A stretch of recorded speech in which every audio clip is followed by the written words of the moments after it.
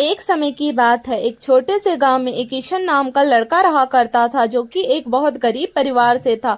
उसके पिता पहले ही गुजर चुके थे, जिसके कारण वो बहुत गरीब था और उसकी माँ का हेल्प करना चाहता था। फिर वह शहर गया जॉब ढूंढने की तलाश में, लेकिन उसे कहीं पे भी जॉब नहीं मिल पाई, जिसके कारण उसे घर वापस लौट जाना पड़ा।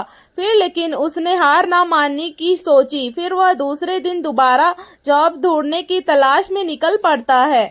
वहां उसे एक साधु बाबा नजर आते हैं, जो कि अचानक से गिर पड़ते हैं। किशन उनकी मदद करते हैं और वह साधु बाबा उनसे प्रसन्न होकर एक जादुई बैग देने का सोचते हैं, जिससे किशन कुछ भी मांगे वह उसके सामने आ जाएगा।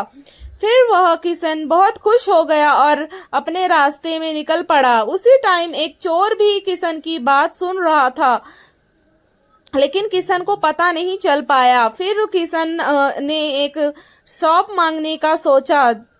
फिर थोड़ी ही देर में उसके सामने एक शॉप भी प्रकट हो जाता है, जिसे देखकर वह किशन बहुत खुश हो जाता है। लेकिन फिर उसके सामने वही चोर आते हुए नजर आता है।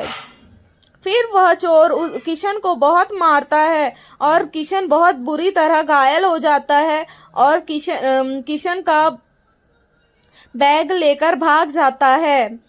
लेकिन किशन सोचता है कि अच्छा हुआ मेरे को कम से कम टॉय शॉप तो मिला, ताकि वह कुछ कमा तो सके और अपनी माँ का पेट पाल सके।